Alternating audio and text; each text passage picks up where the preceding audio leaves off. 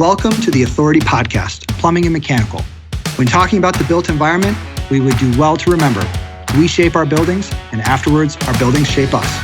Therefore, on each episode, we'll discuss the latest trends from IAPMO in plumbing and mechanical safety, sustainability, and resiliency. Join me, your host, Christoph Lohr, and together we'll explore the ways we can make our buildings shape us for the better.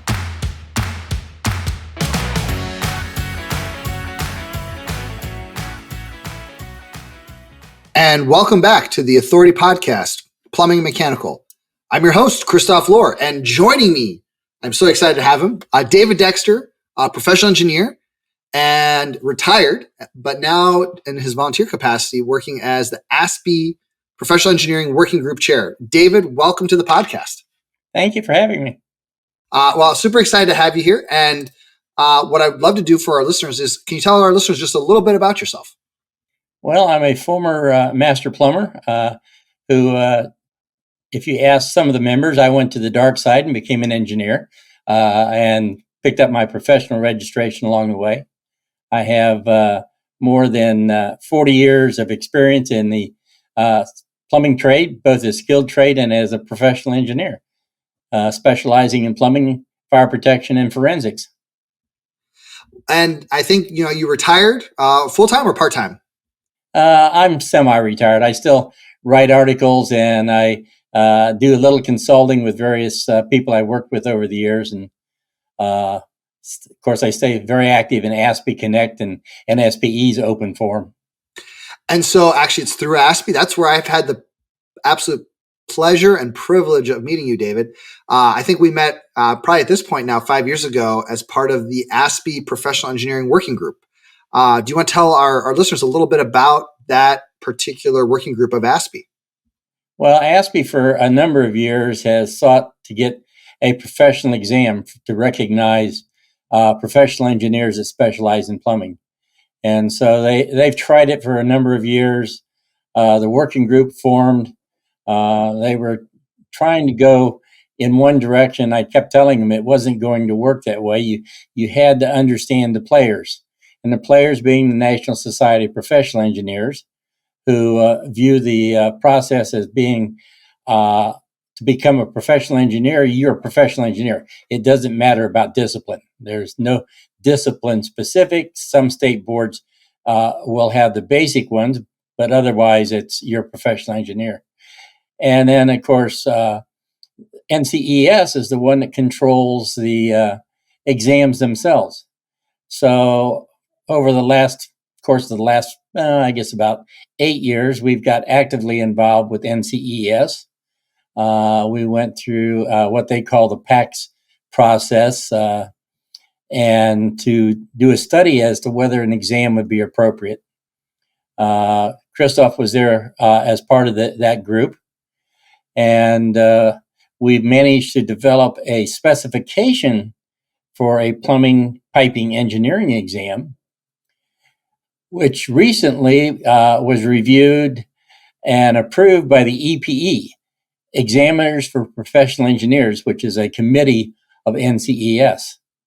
So now we're moving forward into the process of actual exam development. Excellent. And for our listeners, ASPE, I think I may have failed to mention, is the American Society of Plumbing Engineers, a sister organization of IAPMO and ASSE. We're all in the plumbing space, kind of touching different parts of the people that are involved. David, question for you. When it comes to a plumbing examination, and I think that's, you kind of mentioned that, it's a plumbing exam under the mechanical discipline, so it still would be for a professional engineer. Why should that matter to, let's kind of go with different groups here. Why should that matter to like a policymaker, to other engineers, to installers? What's the, maybe to an AHJ, an inspector? Why should this exam be important to them? What's the benefit, or why should they be keeping an eye on this? It is just another method of verifying that an individual is qualified and has expertise in the area in which they're providing services. As a professional engineer, we are obligated to hold the public health, safety, and welfare above all other concerns. And you need to be able to verify that you have expertise in the area you're working. That's the whole purpose behind the exams to start with. And really to verify somebody's expertise in any of the disciplines, it's by their peers. If you produce a set of documents and your peers look at it and say, I might have done this differently, but this person knows what they're talking about. Or if they look at it and say, no, this person really does not know what they're doing. They have no business being in this arena or this area of expertise.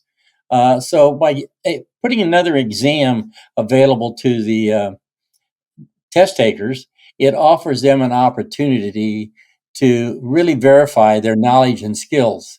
And that's what the exam's about. It's testing knowledge and skills. We call it principles and practices, but that's kind of a misnomer, because your principles were actually tested in the fundamentals exam. If you don't know the fundamentals, you're not going to proceed.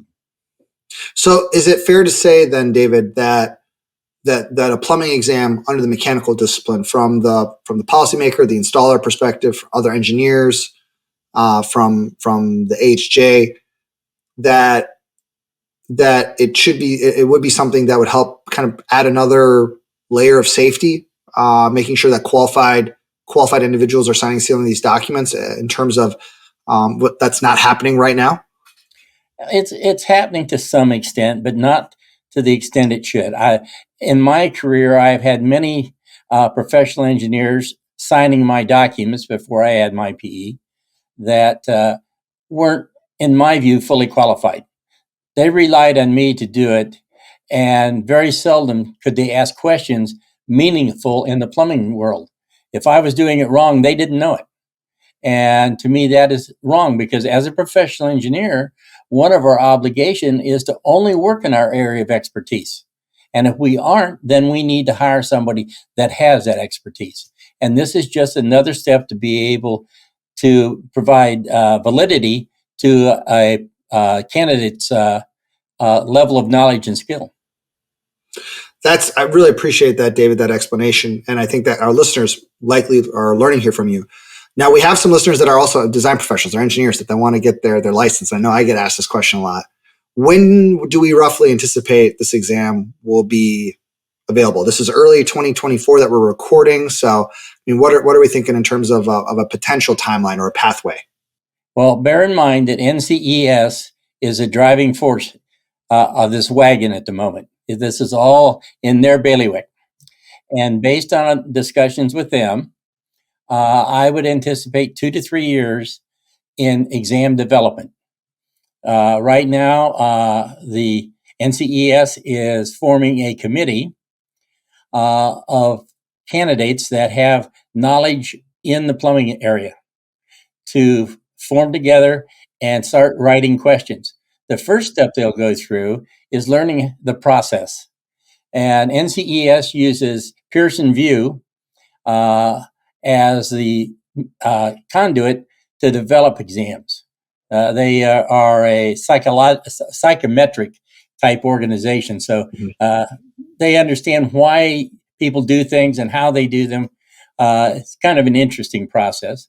So once these people that NCEES selects, and ASPE and other organizations have been sending names in for them to volunteer, once they select the committee, they will then begin the process of developing questions. They'll need probably 1,000 questions before they're ready, because, as most people know, everything is done on computer now. Mm-hmm. There's no written exams in the mechanical world. Mm-hmm. It's all computer-based.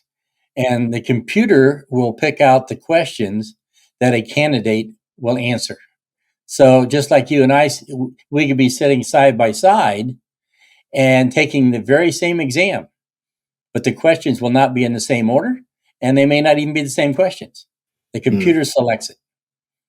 And then they grade that, and that determines what they call the minimally competent candidate, the MCC.